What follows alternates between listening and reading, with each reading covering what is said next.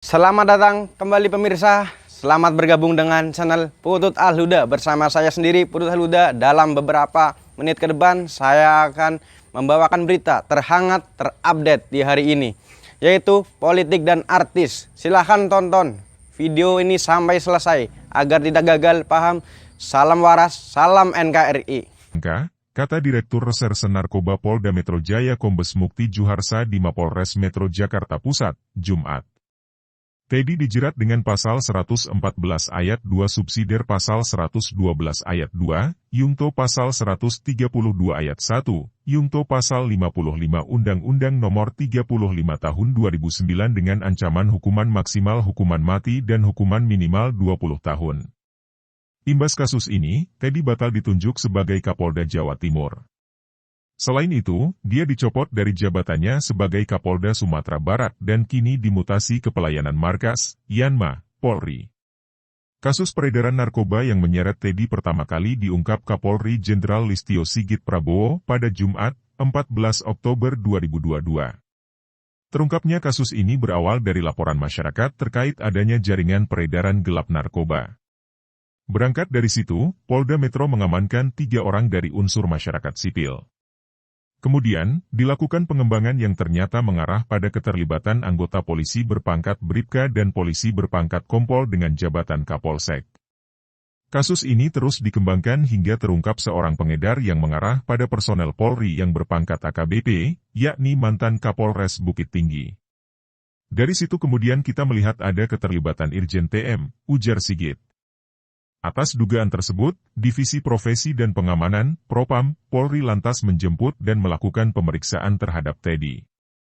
Setelahnya, Teddy dinyatakan sebagai terduga pelanggar.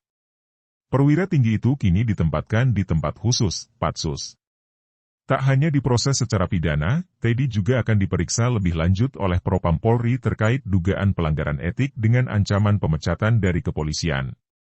Jadi ada 2 hal, proses etik dan proses pidana, terang Sigit. Kasus Ferdy Sambo. Sebelum kasus Teddy mencuat, nama Ferdy Sambo lebih dulu menggemparkan publik. Mantan Kepala Divisi Profesi dan Pengamanan, Kadif Propam, Polri itu ditetapkan sebagai tersangka dugaan pembunuhan berencana anak buahnya sendiri, Nofrian Syah Yosua Huta Barat atau Brigadir J. Sambo diduga memerintahkan bawahannya, Richard Eliezer atau Baradae untuk menembak Yosua di rumah dinasnya di Kompleks Polri Duren 3, Jakarta Selatan, Jumat, 8 Juli 2022. Setelahnya, dia menembakkan pistol milik Brigadir J ke dinding-dinding rumah untuk merekayasa kasus, agar seolah terjadi tembak-menembak antara Baradae dan Yosua. Untuk membuat seolah-olah telah terjadi tembak-menembak, saudara FS, Ferdy Sambo, melakukan penembakan dengan senjata milik senjata J, Yosua, ke dinding berkali-kali untuk membuat kesan seolah telah terjadi tembak-menembak, kata Kapolri dalam konferensi pers, Selasa, 9 Agustus 2022. Buntut kasus tersebut, Sambo tak hanya dicopot dari jabatannya sebagai Kadif Propam Polri, tetapi juga dipecat dari kepolisian. Ex-Jenderal 2 itu bukan satu-satunya tersangka dalam kasus ini. Selain Sambo, ada 4 tersangka lainnya yakni Putri Chandrawati, Baradae, Ricky Rizal atau Bribka RR, dan Kuat Maruf. Kelimanya disangkakan perbuatan pembunuhan berencana dan dijerat pasal 340 subsidiar pasal 338 Yungto pasal 55 dan pasal 56 Kitab Undang-Undang Hukum Pidana, KUHP. Ancaman pidananya maksimal hukuman mati, penjara seumur hidup, atau penjara selama-lamanya 20 tahun. Tak hanya pembunuhan, kematian Brigadir J juga berbuntut pada kasus obstruction of justice atau tindakan menghalang-halangi penyidikan yang menjerat 7 personel Polri. Lagi-lagi, Sambo menjadi salah satu tersangka dalam perkara ini. Lalu, 6 tersangka lainnya yakni Brigjen Hendra Kurniawan, Kombes Agus Nurpatria, AKBP Arif Rahman Arifin, Kompol Baikuni Wibowo, Kompol Cak Putranto, dan AKP Irfan Widianto. Para tersangka dijerat pasal 49 Yungto pasal 33 dan atau pasal 48 ayat 1, Yungto pasal 32 ayat 1, UU nomor 19 tahun 2016 tentang informasi dan transaksi elektronik. Ancamannya bisa 8 hingga 10 tahun penjara. Mereka juga dikenakan pasal 221 ayat 1 dan 233 KUHP Yungto pasal 55 KUHP dan atau pasal 56 KUHP dengan ancaman pidana penjara 9 bulan hingga 4 tahun kurungan. Berkas perkara kasus ini telah dilimpahkan ke Pengadilan Negeri Jakarta Selatan. Dalam waktu dekat, kasus kematian Brigadir J bakal disidangkan. Tragedi Kanjuruhan belum selesai perkara Sambo, kinerja Polri kembali disorot karena tragedi yang menewaskan 132 orang di Stadion Kanjuruhan, Malang, Jawa Timur pada Sabtu, 1 Oktober 2022. Tragedi itu berawal dari kerusuhan usai laga Arema versus Persebaya yang digelar di stadion tersebut. Penonton panik lantaran aparat kepolisian menembakkan gas air mata ke arah tribun. Akibatnya, massa berhamburan keluar dan berdesakan hingga kehabisan oksigen dan kehilangan nyawa. Hasil investigasi Tim Gabungan Independen Pencari Fakta, GIPF, menyebutkan, jatuhnya ratusan korban jiwa dalam tragedi tersebut disebabkan karena tembakan gas air. Yang mati dan cacat serta sekarang kritis, dipastikan itu terjadi karena desak-desakan setelah ada gas air mata yang ditembakkan, itu penyebabnya, kata Ketua TGIPF Mahfud MD usai melaporkan hasil investigasi TGIPF ke Presiden Joko Widodo di Istana Negara, Jumat, 14 Oktober 2022. Investigasi Komisi Nasional Hak Asasi Manusia, Komnas HAM, juga meyakini bahwa gas air mata yang ditembakkan aparat kepolisian menjadi penyebab tragedi ini. Pasca tembakan gas tersebut, penonton berdesakan keluar melalui pintu-pintu kecil stadion sehingga terjadi sumbatan yang menyebabkan mereka tak bisa bergerak dengan mata pedas, sesak napas, dan berujung pada jatuhnya korban.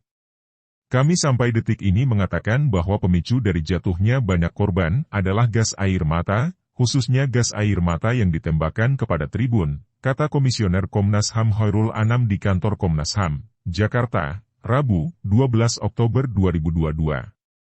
Sejauh ini, 6 orang telah ditetapkan sebagai tersangka kasus ini, 3 di antaranya personel Polri.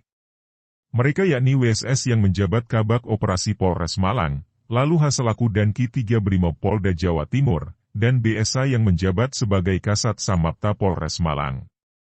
Sementara, Kapolda Jawa Timur Irjen Niko Afinta dimutasi menjadi staf ahli bidang sosial dan budaya Kapolri per 10 Oktober 2022. Pertaruhan Polri peneliti dari Institute for Security and Strategic Studies, ISES, bidang kepolisian Bambang Rukminto menilai, kasus demi kasus di tubuh Polri ini menjadi pertaruhan citra Korps Bayangkara di mata publik. Dia mengatakan, pengungkapan kasus peredaran narkoba Irjen Teddy Minahasa saja tak cukup untuk mengembalikan kepercayaan publik terhadap Polri sebabnya, Polri masih punya PR besar untuk menuntaskan kasus dugaan pembunuhan berencana yang menyeret nama Ferdi Sambo, dugaan jaringan judi online di kepolisian, hingga tragedi Stadion Kanjuruhan. Pengungkapan kasus TM ini tidak akan bisa mengembalikan kepercayaan publik kepada kepolisian, kata Bambang kepada Kompas.com, Sabtu, 15 Oktober 2022. Terlalu banyak bila PR-PR sebelumnya seperti penuntasan kasus obstruction of justice terkait Sambo, konsorsium judi 303, tragedi Kanjuruhan tidak segera dituntaskan juga, tuturnya. Alih-alih meningkatkan kepercayaan publik, kata Bambang, penetapan Teddy Minahasa sebagai tersangka kasus peredaran narkoba justru memunculkan asumsi adanya perang antar faksi di internal Polri. Kondisi demikian mungkin terjadi mengingat pola pembinaan karir SDM Polri masih jauh dari meritokrasi dan lebih mementingkan kedekatan, kolusi, atau nepotisme. Selain itu, lanjut Bambang, pengungkapan kasus Teddy Minahasa juga mungkin membuat publik berspekulasi bahwa ini sekadar pengalihan isu dari kasus-kasus besar lainnya yang melibatkan kepolisian. Terkait tragedi Kanjuruhan misalnya, hingga kini belum ada personel Polri yang dinyatakan bertanggung jawab dalam kasus ini. Padahal, diungkapkan oleh banyak pihak, tragedi itu dipicu oleh tembakan air mata yang dilepaskan oleh aparat kepolisian. Kasus Kanjuruhan sejak awal berputar-putar hanya soal prosedur dan tidak berempati pada korban. Seolah prosedur itu lebih penting dari nyawa, ucap Bambang. Kendati demikian, lanjut Bambang, pengungkapan kasus Teddy Minahasa tetap menjadi nilai plus lantaran Polri menginisiasi pembongkaran perkara ini. Kedepan, Polri punya PR besar untuk terus membenahi internalnya dan memastikan kualitas jajaran para petinggi Korps Bayangkara.